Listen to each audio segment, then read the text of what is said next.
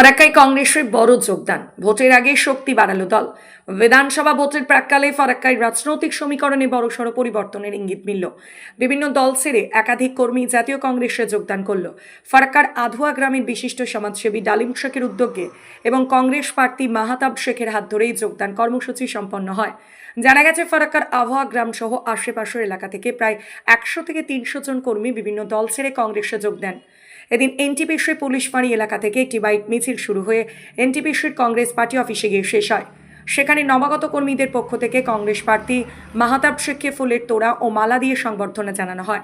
মিষ্টিমুখের মধ্য দিয়ে অনুষ্ঠান সম্পন্ন হয়। যোগদান সভায় ডালিম শেখ বলেন, আমরা এখন কংগ্রেস কর্মী হিসাবে ঐক্যবদ্ধভাবে কাজ করব। ফারাক্কার প্রার্থী মাহাতাব শেখকে ভালো ব্যবধানে জয়ী করাই আমাদের লক্ষ্য। দল যেভাবে নির্দেশ দেবে আমরা সেভাবেই কাজ করব। ভোটের আগেই দলবদলকে রাজনৈতিক মহল কংগ্রেসের পক্ষে ইতিবাচক বার্তা হিসেবে দেখছে। স্থানীয় নেতৃত্বের মতে যোগদান আসন্ন নির্বাচনে কংগ্রেসের সংগঠনকে আরও শক্তিশালী করবে এবং জয়ের সম্ভাবনা বাড়াবে। কেমন লাগছে? ভালো লাগছে। কি বলবেন তাদের বিষয়ে? যে আমাদের কংগ্রেস পার্টিকে এবং আমাকে এনারা যে চাইছেন, প্রায় তৃণমূল ছেড়ে 100টা লোক এসছে। ডালিম এবং ডালিমের গ্রুপকে আমি ধন্যবাদ জানাবো। আমাদের পার্টি কংগ্রেস পার্টি পছন্দ হয়েছে।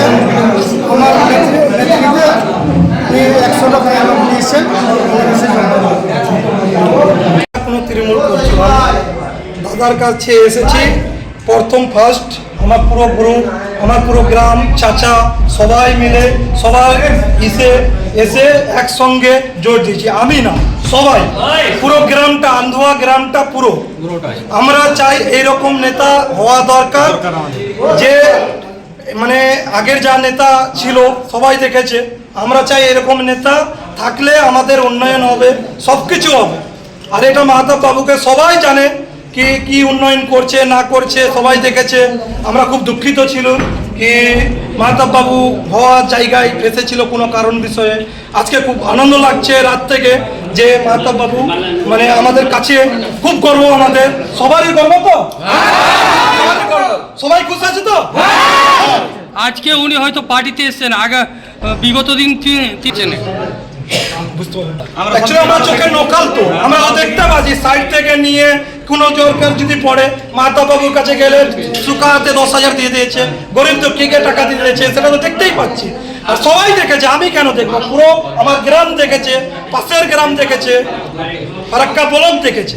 আর এইরকম নেতা আমাদের প্রয়োজন, উন্নয়নের জন্য প্রয়োজন। যদি কেউ ভেবে থাকে কি না আমরা কোনো দুর্ঘটনা ঘটিয়ে মানে এই সমাধিটা ভাঙবো, এটা কোনোদিনই হবে না, আমরা কোনোদিনই হতে দেবো না। আমাদের ফারাক্কাটা চাই এরকম নেতৃত্বেই থাক, যে উন্নয়ন করে যাবে। আগামী যে উন্নয়ন করতে থাকবে, ভালো লাগবে, আনন্দ লাগবে। মাধবদা আছে, বাইদুল মামা আছে, খুব ভালো লাগে। বাইদুল মামার সঙ্গে ছোট থেকে ঘুরেছি, খুব ভালো ছেলে। হ্যাঁ, আপনার পরিচয়?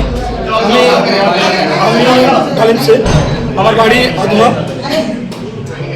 দেখুন, আজকে আমাদের বিশেষত ডালিম শেখের নেতৃত্বে, আমাদের বিশিষ্ট পরিবহন ব্যবসায়ী, ছায়ের ব্যবসার সাথে এবং কয়লা ব্যবসার সাথে অনেকটাই জড়িত।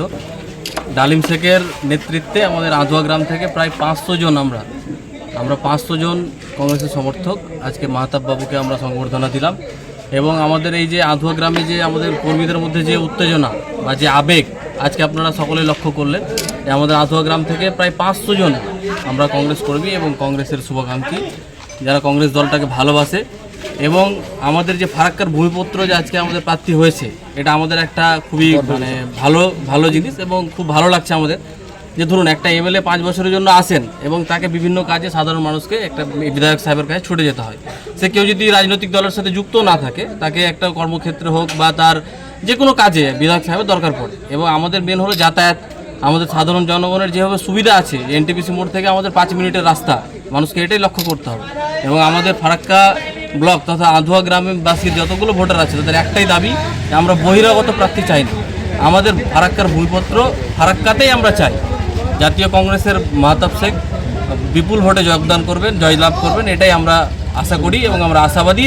এবং আমাদের আধুয়া গ্রাম থেকে আমরা 100% নিশ্চিত যে জাতীয় কংগ্রেস আমাদের আমাদের প্রত্যেকটা বুথেই ভালো লিড দেবে।